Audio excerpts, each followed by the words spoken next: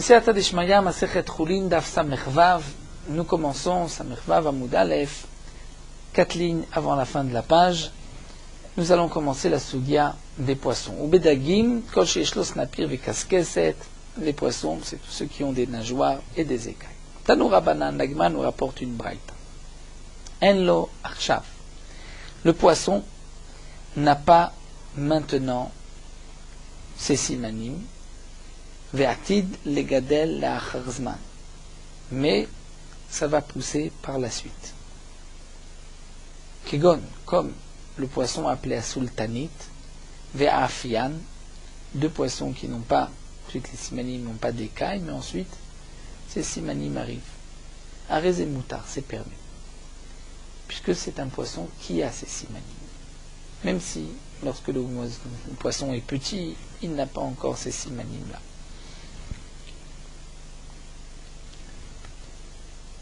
Deuxième cas, yesh lo arshav ve'atid la'ashiran b'sha'a she'oleh minaim. Un poisson qui, dans la mer, dans l'eau, a les simanim, nageoires et écailles, et lorsqu'on le sort de l'eau, les écailles tombent. Kegon, comme le poisson appelé akunas, ve'afunas, kaspatias, ve'achaspatias, ve'atunas, ces poissons, qui étaient dans le langage perse, nous dit Rashi, arezé moutar, sont permis, puisque c'est des poissons qui ont des écailles, mais les écailles restent dans l'eau. Tnan Atam. La Gemara nous rapporte une Mishnah qui est marquée dans Masechet Nida. Kol sheyesh lo kaskeset yesh lo snapir. La Mishnah nous dit tout poisson qui a des écailles a automatiquement des nageoires. Seulement yesh lo snapir ven lo kaskeset. Il y a des poissons qui ont des nageoires mais qui n'ont pas d'écailles. La Gemara continue et nous dit yesh lo kaskeset yesh lo snapir daktaor. Yesh lo snapir ven lo kaskeset daktame. Si c'est un poisson qui a des écailles, a des nageoires, c'est un poisson permis, taor. S'il a des nageoires mais il n'a pas d'écailles, il est tamé. Si c'est ainsi, ce qui ressort de cette braïta, c'est que tout poisson qui a des écailles a des nageoires. Un poisson qui a des nageoires et qui n'a pas d'écailles n'est pas kasher. Donc les nageoires ne sont pas un simanim de kshérim. En vérité, il fallait dire juste kaskesim, juste les écailles. Mirdé demande l'agma kaskeset kasamchinan, puisqu'on ne doit regarder que les écailles. Alors l'irtov rachmana kaskeset, l'irtov snapir, la Torah aurait dû marquer. Lorsque le poisson a des écailles, tu le manges, et la Torah n'avait pas besoin de préciser les nageoires. Puisque dès qu'il a des écailles, il a aussi des nageoires. L'agma répondant, si la Torah avait marqué juste ce mot kaskeset, velo katav snapir, ce n'était pas marqué snapir, je n'aurais pas dit que kaskeset c'est des écailles. Avamina, j'aurais dit maï kaskeset snapir. C'est quoi kaskeset? C'est ce que nous appelons snapir, c'est-à-dire des nageoires. Ve'afilu daktame, donc j'aurais pu permettre un poisson qui est tamé, qui interdit juste un poisson qui a des nageoires. Donc, à Tavar Mana, Snapir ve Kaskeset, la Torah a marqué les deux, et Snapir et Kaskeset, pour nous dire attention, Snapir c'est les nageoires, donc Kaskeset c'est les écailles. Le poisson n'est caché que s'il a des écailles. Alors, l'Agma continue, Vashta de Katavar Mana, Snapir ve Kaskeset. Très bien. Donc, si la Torah avait marqué juste Kaskeset, tu aurais dit que c'est des nageoires. Maintenant que c'est marqué et les nageoires et les Kaskeset, donc tu sais que Snapir c'est les nageoires, Kaskeset c'est les écailles. Demande la Gemara. Qui t'a dit, peut-être que c'est le contraire, Vashta de Katavar Mana Snapir et Kasket Mimaï de Kaskeset Levusha, ou qui t'a dit que Kaskeset c'est les écailles, tirtiv, donc les bouches qui habillent le poisson. Là, il me répond, puisque j'ai un passou qui dit Veshirion Kaskasim Hu Lavouche. À propos de Goliath, il était habillé avec Shirion Kaskasim, donc c'était une armure, et cette armure était pleine d'écailles. Ou la bouche, et donc c'est la preuve que Kaskasim ce sont des écailles. Comme une armure où il y a des carrés de métal, c'est comme des Kaskasim, comme des écailles. La Gemara continue à Kaskeset de l'Irtov Snapir, si c'est ainsi, et que c'est marqué dans la Torah, donc dans un autre pasouk, que les Kaskeset, cela signifie des écailles. Alors pourquoi la Torah marque Snapir? Puisque j'ai un autre passage qui dit qu'est-ce que c'est des écailles. Amar Rabbi Avo v'chentan b'Rabbi Shmuel yagdil Torah v'yadir. C'est-à-dire que Yagdil Torah Veyadir. C'est vrai que la Torah n'avait pas besoin de préciser, mais la Torah l'a marqué, Yagdil, pour faire grandir et pour embellir la Torah. Tanu Rabbanan, la Gemara poursuit et la Gemara nous rapporte une braïta. Nous allons commencer là une sugya qu'on ne pourra terminer que Daf Samer Zayin Amud Aleph, presque en bas de la page, étant donné que c'est une seule sugya, une seule braïta que la Gemara va expliquer, donc on ne va pas s'arrêter au milieu. La Gemara nous rapporte ici une braïta concernant les deux psukim que nous avons à propos des poissons. La Torah nous dit que les poissons, donc ceux qui se trouvent, on va dire tous ceux qui se trouvent dans l'eau, et tous les sheretz, amaim sheretz, c'est-à-dire tout ce qu'on traduit par des tiles, des rampants, mais tout ce qui bouge, les rochesh, donc tous les reptiles de l'eau, la Torah nous permet de consommer ce qu'on trouve dans l'eau seulement s'il y a des nageoires et des écailles, comme nous l'avons vu. La Gemara va expliquer les deux psukim. Nous avons d'un côté un pasuk, donc dans Parashat Shmini, qui nous dit Etze tochlu mikol asher b'mayim. Voici ce que vous mangerez de ce qui se trouve dans l'eau. Kol asher lo snapir vekaskeset, tout ce qui a des nageoires et des écailles, b'mayim, dans l'eau, bayamim, dans les mers, banechalim, dans les fleuves, otam tochelu, vous les mangerez. Ensuite, nous avons un autre pasuk. Vechol asher en lo snapir vekaskeset bayamim banechalim, et tout ce qui n'a pas de nageoires et d'écailles dans les mers, dans les fleuves, mikol sheretz amayim, tous les reptiles de l'eau, mikol nefesh achaya asher b'mayim, de toute âme qui vit dans l'eau, sheketsem lachem, ils seront pour vous comme des shkatzim, comme des abominations, des shratzim, des reptiles que vous ne mangerez pas. La Gemara nous rapporte ici la braïta Tanu Rabbanan mimashma sheneema, puisque c'est marqué Echol et sheyeshlo. La Torah nous dit mange et zetochlu, tout ce qui a des nageoires et des écailles. Donc tu comprends, shomeani, j'entends, je comprends tout seul, que la Torah, lorsqu'elle nous dit mange ce qui a des nageoires et des écailles, c'est comme si la Torah me dit aussi al tochal et she'enlo, ne mange pas tout ce qui n'a pas de nageoires et d'écailles.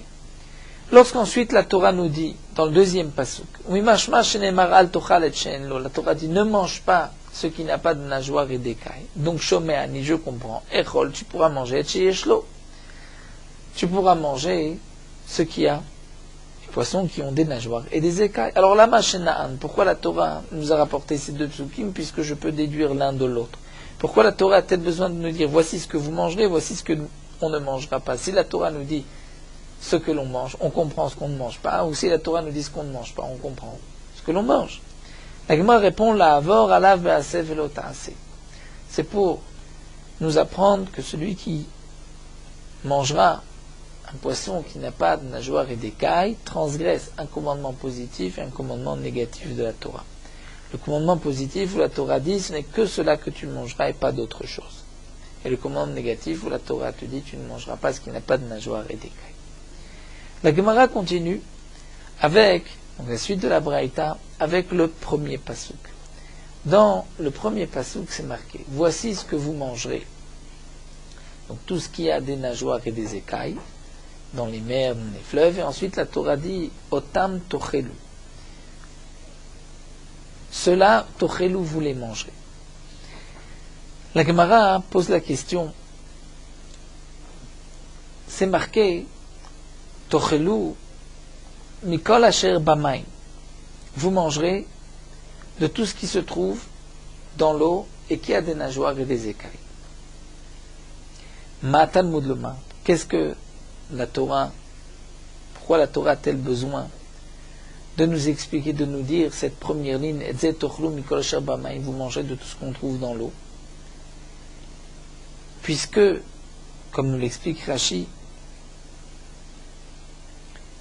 à la fin du passouk, c'est marqué, donc tout ce qui a des nageoires et des écailles, dans les mers, dans les étangs, vous les mangerez. Donc c'est déjà marqué, vous les mangerez. Pourquoi la Torah nous dit plus haut, voici ce que vous mangerez de ce qui se trouve dans l'eau? La Torah se répète. C'est vrai que, logiquement, la Braïta aurait dû poser la question sur l'Otam Tochelu de la fin du Pasuk, mais pas sur le Etzet Tochelu du début du Pasuk. On dit d'abord, puisque c'est marqué Etzet Tochelu, donc ensuite, pourquoi la Torah se répète? Mais, comme Rachid expliquera par la suite, par rapport à la dracha que la Gemara veut nous donner, la Gemara ici est de Réchet le contraire. Puisque de toutes les manières ce sera marqué Otam Tochelu, vous les mangerez, pourquoi la Torah a-t-elle besoin de nous dire Etzet Tochelu au départ? Et la Gemara répond, la Braïta répond, chez Yachol, parce qu'on aurait pu dire, Oil veitir bemefurash, veitir bistam. Étant donné que nous avons deux psukim, un pasuk qui est mefurash, qui est explicite, et un autre pasuk qui est satum, où ce n'est pas explicite, mais les deux psukim nous permettent de consommer un sheret samay, même s'il n'a pas les simanim, dans certaines conditions, lorsqu'il est encore dans un keli, comme nous allons le voir. Mak sheitir bemefurash, lo itir et la bekelim. De la même manière que lorsque la Torah a permis de manger le sheret samaim, c'est seulement un sheret samaim, c'est-à-dire ce qui vit dans l'eau, mais qui n'a pas de nageoire et d'écailles, la Torah nous permet dans certains cas de le consommer. Comment? Si c'est dans un keli, comme nous le verrons, un verre qui est dans un keli, la Torah permet de le consommer. Un verre dans l'eau, dans un keli, la Torah nous permet de le consommer. Où est-ce que la Torah nous l'a permis? Ça nous l'expliquerons par la suite. Mais la Gemara nous dit la Torah nous l'a permis. Nous a permis ce verre qui est dans de l'eau, de deux psukim, d'un pasuk qui est mefourash, c'est explicite, d'un autre pasuk c'est satum, c'est fermé. Mais lorsque la Torah a permis donc ce chéretz qui n'a pas de nageoire et d'écailles, bemefourash explicitement, la Torah l'a permis lorsque c'est dans un keli. Donc je vais dire af kshiitir bistam lo itir la beklim. Donc même le deuxième pasuk que la Torah a permis bestam, où ce n'est pas mefourash explicite, c'est aussi que dans un keli. Si c'est ainsi que la Torah nous permet de consommer un verre qui se trouve dans un keli, dans de l'eau, dans un keli, donc la Torah n'a permis que ce qui est dans un keli, mais, comme nous explique Rachid, ce qui n'est pas dans un keli. Un verre qu'on a trouvé dans une fente, dans un creux, qui se trouve dans un endroit qui ressemble à la mer, ça c'est interdit. Ou plus encore, Charitzim veneissim, c'est-à-dire le creux, la fente, c'est novéat, c'est comme une source, ça jaillit, comme la mer. Quel sera le din si c'est dans un puits qui ne jaillit pas? Est-ce que ce sera permis? Minaim le rabot borot, shechinu meharot, sheshoche veshote mehem venonimna. D'où est-ce qu'on sait qu'on va pouvoir permettre de boire dans un puits? Borot, c'est un puits qui non shechim, meharot, une grotte, c'est des sortes de puits. D'où est-ce qu'on sait que la Torah te permettra, sheshoche, de te pencher et de boire? Et même s'il y a des vers, tu pourras les consommer venonimna, puisque le puits ressemble plutôt à un keli et ne ressemble pas à la mer puisque ce n'est pas une source. Talmud Lomar, donc la Torah te dit, Tochelu mikol asher b'mayim, vous pourrez manger de tout ce qui se trouve dans l'eau. Donc le Tochelu asher b'mayim, comme nous dit Rashi, vient nous apprendre que vous pourrez le consommer. On pourra le consommer, c'est comme si la Torah nous dit, tout ce qui se trouve dans l'eau, tu pourras consommer. Donc nous apprenons ici un grand chidouche de ces deux psukim. La Gemara pose la question, pourquoi la Torah nous dit Etzet Tochelu, voici ce que vous mangez, ce qui est dans l'eau? Parce que je sais que un sheretz, c'est-à-dire tout ce qui vit dans l'eau, qui n'a pas de nageoire et d'écailles, qui se trouve dans la mer, c'est interdit. Mais si ça se trouve dans un keli, comme nous allons le voir, c'est permis. Maintenant, nous devons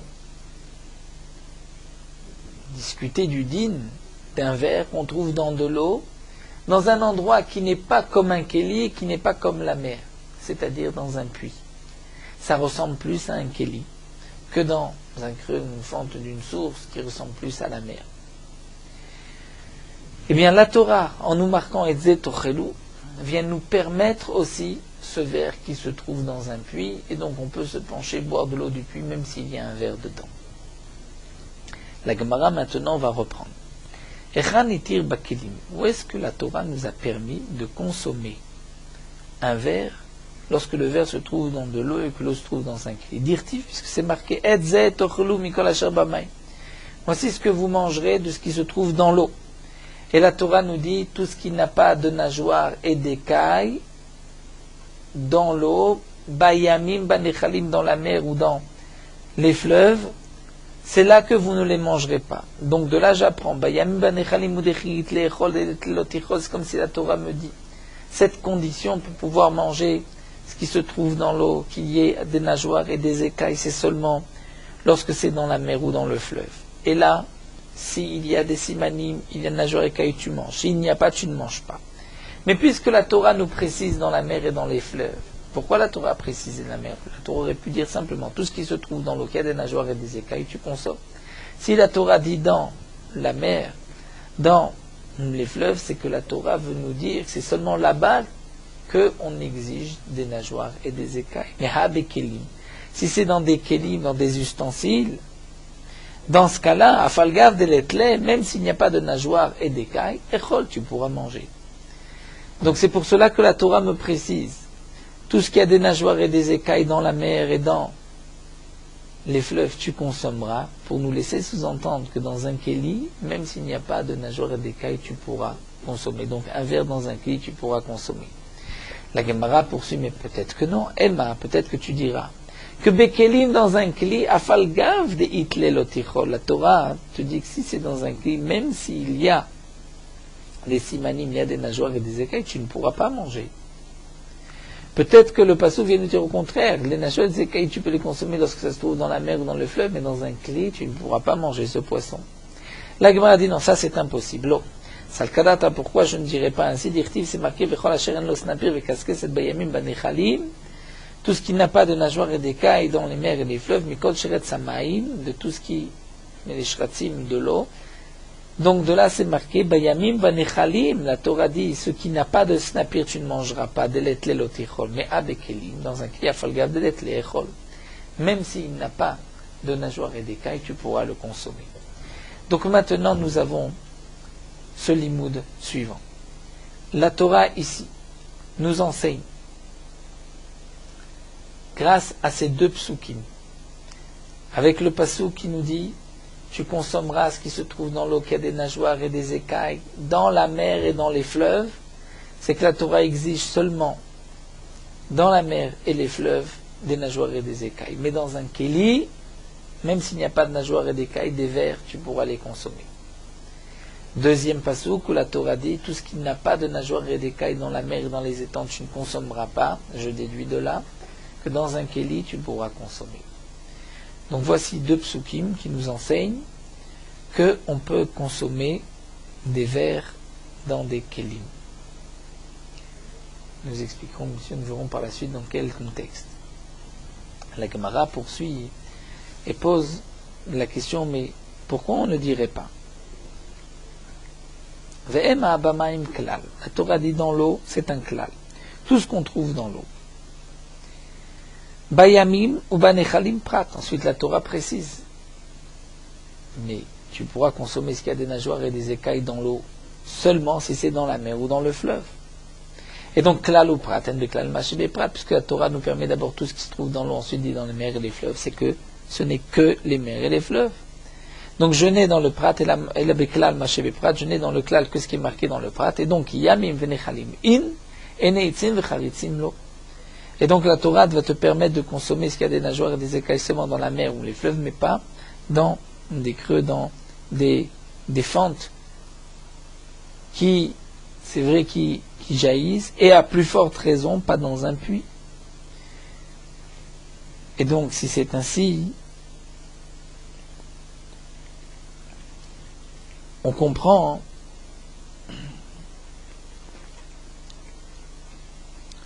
que la Torah te dit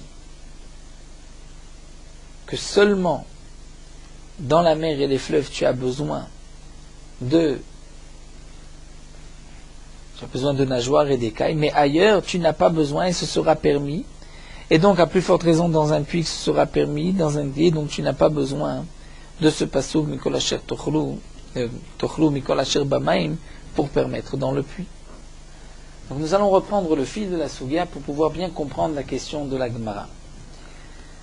Donc la Gemara nous a rapporté deux psukim, le pasuk Edze Tochelu et le pasuk qu'on ne mangera pas lorsqu'il n'y a pas de nageoires et d'écailles, puisque la Torah précise dans ces deux psukim, les poissons qu'on doit manger lorsqu'ils ont des nageoires et des écailles, c'est dans la mer et dans les fleuves. Les poissons qu'on ne mange pas s'ils n'ont pas de nageoires et d'écailles, c'est dans la mer et les fleuves. De là, on apprend que dans un kéli, si ce n'est pas la mer et le fleuve, même s'il n'y a pas de nageoires et d'écailles, c'est permis de consommer ce qui se trouve dans l'eau. Donc même un verre dans un kéli, dans de l'eau dans un kéli, on pourra le consommer. Ces deux psukim, dont nous avons appris que dans un kéli, c'est permis de consommer le verre qui se trouve dans l'eau, ces deux psukim s'appellent dans la Sugya ce que nous avons vu, le Mefourash et le Stam. Le pasuk Mefourash est tout de suite, l'autre qui est Stam, qui est fermé. La Braïta nous avait dit, puisque la Torah nous marque ensuite Otam Tochelu, pourquoi la Torah au début du pasuk dit Edze Tochelu, voici ce que vous mangerez. La Braïta nous a répondu, parce que, comme ces deux psukim que nous venons de voir nous permettent les vers qui n'ont pas de nageoires et d'écailles, la Torah nous les permet, grâce à ces deux psukim, seulement dans un kéli. Est-ce que dans un puits ou dans une grotte qui n'est pas une source qui jaillit, est-ce que ce sera permis aussi? Grâce au pasuk Edze Tochelu, je vais dire que oui, puisque ça ressemble au kéli, puisque ça ne jaillit pas.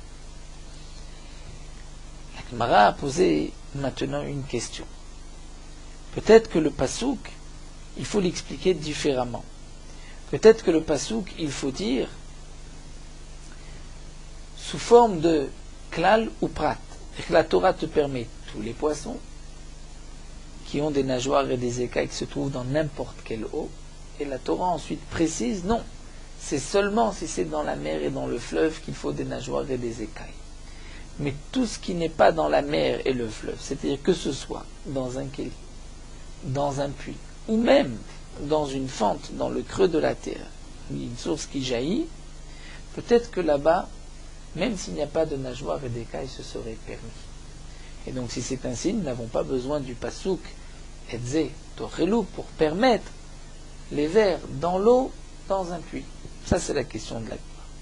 Alors l'Agma répond non, étant donné que c'est marqué ensuite Bamaim, encore une fois dans l'eau, la Chazar Klal. La Torah revient et permet tout ce qui se trouve dans l'eau. Et donc nous avons un Klal ou Prat ou Klal, et on va inclure tout ce qui ressemble, et donc pas seulement dans la mer et le fleuve, mais tout ce qui ressemble à la mer et le fleuve, et donc même dans une fente ou dans une fissure de la terre. Mais nous avons besoin donc des psukim pour nous permettre dans les kelim et dans les puits. La Gemara continue, mais pourtant hanetre klal et desmichina dadeninu. Ce sont deux klalim qui sont l'un à côté de l'autre. Puisque c'est marqué Bamaim, on dit que le Bamaim, la Gemara nous dit Chazar ou Klal, puisque c'est marqué Kolasher Bamaim, Kolasher lo sapnapir vekaskesset Bamaim, les deux Maim sont marqués l'un à côté de l'autre, et il n'y a pas de prat entre les deux. Donc comment on peut apprendre Klal ou prat ou Klal si les deux Klalim sont à côté et qu'ensuite les prats sont après? La Gemara va répondre à Maravina. Ravina répond que d'Amret Marava, comme on dit en Eretz Israël, comme même si tu as deux klalim l'un à côté de l'autre, c'est marqué deux fois Bamaim, Bamaim, Bayamim, Bayamim, Bamaim, Bamaim, tu diras que à tel prat benem, c'est comme si tu les sépares, tu mets le prat entre les deux, Vedonam, Klal ou prat ou Klal, donc tu pourras apprendre par Klal ou prat ou Klal. Et donc nous avons maintenant Bamaim, Klal. La Torah permet tout ce qui a des nageoires et des écailles dans l'eau. Donc c'est un klal dans toutes les eaux. Et s'il n'y a pas de nageoires et d'écailles dans toutes les eaux, c'est interdit. Ensuite, lorsque marqué Bayamim Banechalim, c'est un prat où la Torah dit quand est-ce que tu as besoin de nageoires et d'écailles? Que dans la mer et dans les fleuves. Ensuite, la Torah revient Bamaim, Chazar ou Klal, pour dire non. Les nageoires et les écailles, c'est dans toutes les eaux. Donc, puisque c'est Klal ou Prat ou Klal, on va apprendre Klal ou Prat ou Klal et Atadana Kina Prat. Tu apprendras comme le Prat. Donc, Ma Prat Mefurash Maim Novim. De la même manière que le Prat, c'est-à-dire la mer, les fleuves, ce sont des eaux qui vivent, qui jaillissent. Donc, Afkol Maim Novim. Donc, là aussi, la Torah va inclure tout endroit où il y a de l'eau qui jaillit, de l'eau de source. C'est là qu'on dira que la Torah exige les nageoires et les écailles et que s'il n'y en a pas, c'est interdit. Donc, Maïrabé, on va inclure quoi? Charitzim veneitzim leisura. Que lorsque dans une fente ou un creux de la terre où il y a de l'eau qui jaillit, je vois une créature qui n'a pas de nageoires et d'écailles, leisura, ce sera interdit. Maïmiet, qu'est-ce qu'on exclut? On exclut Borot, c'est-à-dire les puits, les grottes, qui ne jaillissent, il n'y a pas de source, où là on dira les terras, que même s'il n'y a pas de nageoires et d'écailles, ce sera permis. La Gemara continue. Ve'ema, peut-être qu'on devrait dire ma prat mefurash ma'im gdelim al gabe karka. Peut-être que le prat, il s'agit de quoi dans le prat? Il s'agit d'un prat qui est ma'im de l'eau gdelim al gabe karka, c'est-à-dire de l'eau qui grandit sur la terre. C'est-à-dire toute eau qui se trouve sur la terre. Afkol, ma'im gdelim al gabe karka. Donc peut-être qu'on va inclure tout ce qui se trouve sur la terre. Et on va inclure ma'irabe afilu borot shechinu ma'arot. Même l'eau qui se trouve dans un puits. Leisura, c'est-à-dire que on va dire que dans ces cas-là, puisque c'est sur la terre, la Torah exige des nageoires et des écailles pour pouvoir consommer, sinon c'est interdit. Ou ma'imiet, et donc la Torah va exclure quoi? Miet kelim, va exclure les kelim. Que lorsque je trouve une créature dans un kelim, même si elle n'a pas de nageoires et d'écailles, ce sera permis. Donc peut-être que le miyut n'est que pour exclure les kelim, mais pas pour exclure les borotes, les puits. Peut-être que dans les puits, s'il n'y a pas de nageoires et d'écailles, c'est interdit. La Gemara répond non, parce que imken tochelu maya anele. Sinon, à quoi nous sert le pasuk de tochelu, puisque je n'ai plus rien à inclure? Puisque même sans tochelu, les kelim ne sont pas interdits, et si les borotes, je ne peux pas les inclure, donc le tochelu ne me sert à rien. Et comme nous avons vu plus haut, le etzet tochelu vient inclure, même s'il y a dans un puits une créature sans nageoire et sans écailles, qu'elle est permise. La Gemara continue, nous apporte une autre explication de Rabbi Ishmael Tana. Le Beth Amikdash de Ishmael nous a enseigné Bamaim shte pe'amim, puisque c'est marqué 2 fois Bamaim dans l'eau. En ze klal ou prat. Ce n'est plus sous forme de klal ou prat comme c'est marqué 2 fois, mais sous forme de riba ou miet. C'est une autre manière d'étudier la Torah, d'être toresh la Torah. Riba, la Torah inclut, la Torah exclut. Et donc on va étudier ainsi Bamaim riba.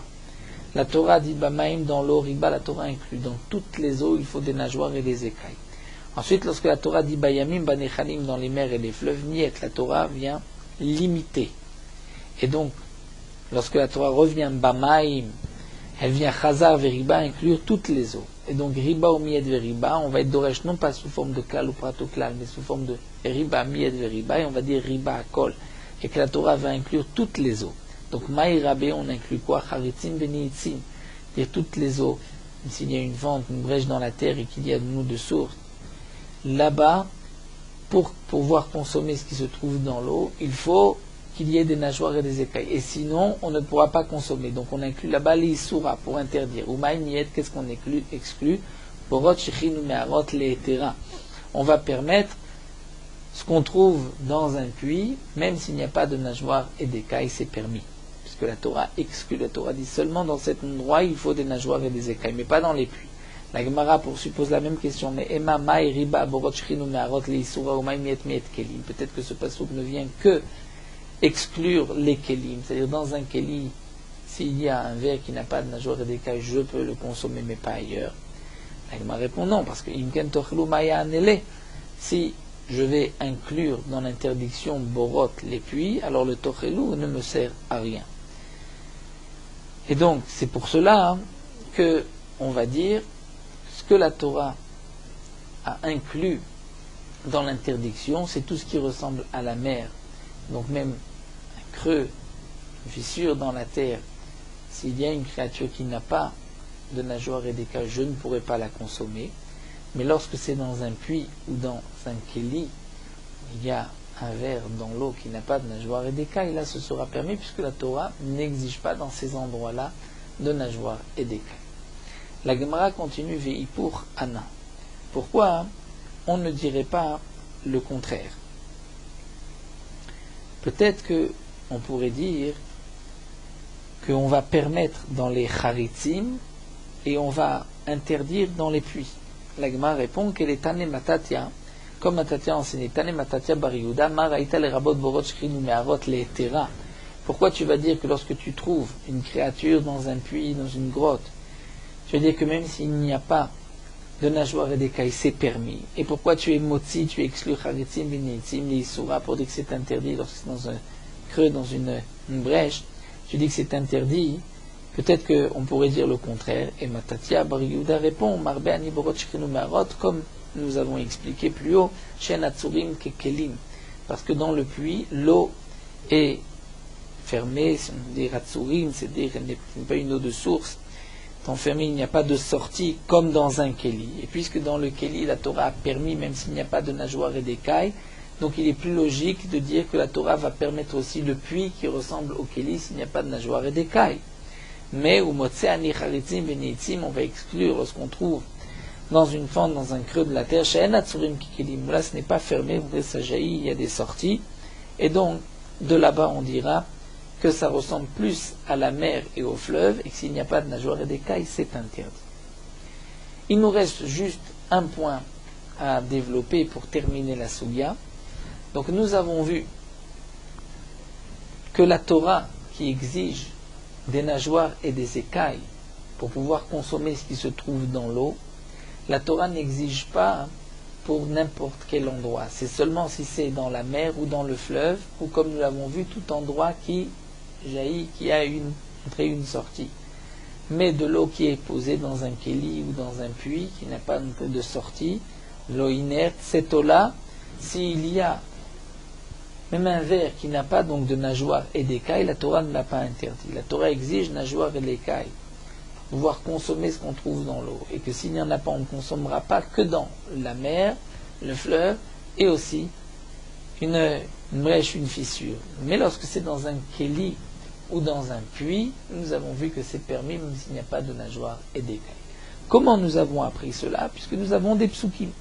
Donc nous avons eu deux psukim, ce qu'on a appelé le pasuk Mefourash et Satoum, qui ont permis, lorsque ça se trouve dans un kéli, même s'il n'y a pas de nageoire et d'écailles, c'est permis. Et nous avons vu de Edze Tochelu, que la Torah permet même dans un puits. Donc les deux psukim, Satoum et Mefourash, c'était les deux psukim où la Torah nous a dit, tu mangeras ce qui se trouve dans la mer, dans le fleuve, lorsque il y a des nageoires et des écailles. Et de là, on a déduit que si on est dans un kéli, on trouve dans un kéli, même s'il n'y a pas de nageoires et d'écailles, c'est permis. Ça, c'était donc un pasuk mefourash, et l'autre aussi qu'on a appelé Satoum. Et la Gemara maintenant demande, Hay Satoum va mefourash. Quel est, mais les deux psukim que nous avons vus, quel est le pasuk qui est le Satoum fermé, l'autre qui mefourash? La Gemara répond, Pligeba Ravacha Veravina, Machloket Ravacha Veravina, Chadamar lundi, Yeshlo mefourash. Le pasuk qui nous dit que s'il y a des nageoires et des écailles, tu pourras consommer, ça c'est le pasuk mefourash. Donc la Torah dit seulement dans le fleuve, mais dans un cli, même s'il n'y a pas, tu pourras consommer. Et le enlo, il est satoum. C'est le pasuk qui dit que s'il n'y a pas de nageoires et d'écailles dans la mer, tu ne consommeras pas, mais je comprends que dans le cli, tu peux consommer. Ça c'est le pasuk qui est satoum, qui est fermé, qui n'est pas explicite. Vechadamar, l'autre mandamar dit le contraire. Enlo, pasuk, il y a marqué s'il n'y a pas, c'est interdit, c'est le mefourash. Veyeshlo, c'est le satoum. Maïtama, quelle est la raison de celui qui dit Mandamar Yeshlo, c'est le pasuk mefourash? Amar Lecha, il te répondra Minehu de Kamishtaru, parce que Mine ou de Kamishtaru Kelim, c'est-à-dire, c'est de ce pasuk-là qu'on va pouvoir permettre les Kelim. Comment cela? Rachid nous explique, étant donné que la Torah nous dit de ce passouk, tout ce qui a des nageoires et des écailles dans la mer et dans le fleuve, tu pourras le consommer. De là, je comprends que ce qui se trouve dans un kéli n'est pas exclu. Donc la Torah te dit, ce qui a des nageoires et des écailles dans la mer, dans le fleuve, tu pourras consommer. Ce qui n'en a pas, tu comprends que tu ne pourras pas consommer, mais cette interdiction ne s'appliquera pas dans le kéli, puisque le kéli, ce n'est pas la mer, ce n'est pas le fleuve. Mais comme nous explique Rachid le deuxième passouk, où la Torah nous dit, ce qui n'a pas de nageoires et d'écailles dans la mer, tu ne consommeras pas. Ça, ce n'est pas méfoura, je veux dire, mais dans un kéli, tu consommeras. Puisque Rachid donne une explication ici, il dit que l'interdiction de consommer n'est pas marquée juste à côté de l'endroit, de la précision dans le fleuve et dans la mer. Mais c'est à côté de Kol Nefesh Chaya Asher Bamaim, la Torah dit l'Otochelu. Donc la Torah dit tout ce qui est Kol Nefesh Chaya Asher Bamaim, vous ne mangerez pas. Donc là, la Torah, de ce passouk Asher Bamaim, on entendrait en vérité n'importe où, même dans un kéli. Donc ce n'est pas mes fourrages, mais j'ai eu besoin d'être aidé de l'autre passouk pour comprendre que même ce passouk-là exclut le kéli. On termine avec Maïtama Deman Damar Enlo, c'est lui qui est mes fourrages. La Gemara répond, parce que ce passouk, c'est marqué qu'il n'y a pas de nageoires et d'écailles. C'est lui le passouk mes fourrages qui nous dit que dans un kli c'est permis. Parce que c'était de ce deuxième passouk qu'on a pu apporter une preuve sur le premier. Des méar, comme nous l'avons vu plus haut, si c'était seulement du premier passouk Avamina, j'aurais pu dire qu'en vérité, Bekelim afalgav de itlena melotichot, que la Torah interdisait dans un kli, même s'il y a des nageoires et des écailles. C'est cela que j'avais eu besoin, comme nous l'avons vu, du deuxième passouk pour me dire non, que s'il y a des nageoires et des écailles dans un kli, c'est sûr que c'est permis. Donc le passouk vient nous dire que la Torah vient permettre dans un kli, même s'il n'y a pas de nageoires et d'écailles, donc ce passouk est plus méfouage d'après ce mandéama.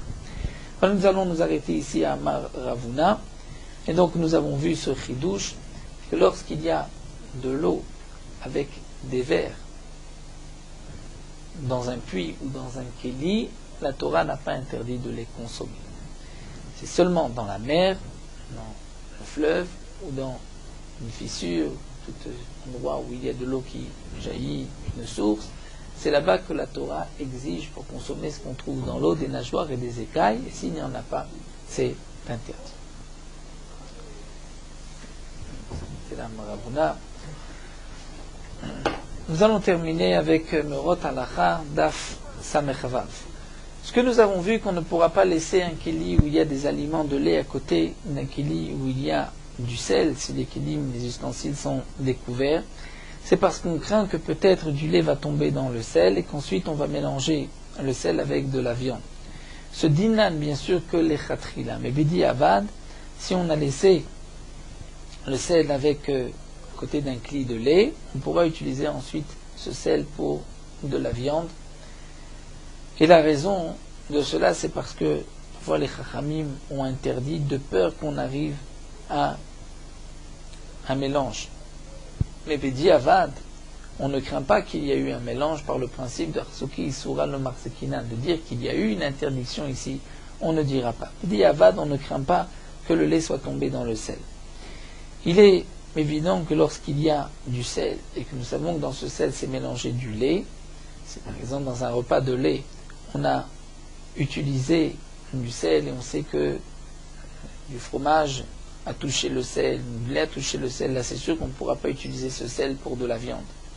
Les poskim donc ont marqué qu'il est bon d'avoir deux salières, une pour l'utiliser au moment d'un repas de viande et l'autre au repas de lait, puisque parfois pendant le repas on peut avoir les mains sales, les mains avec un peu de viande ou de lait, et qu'on risque de toucher le sel, à ce moment-là le sel deviendra lait ou viande.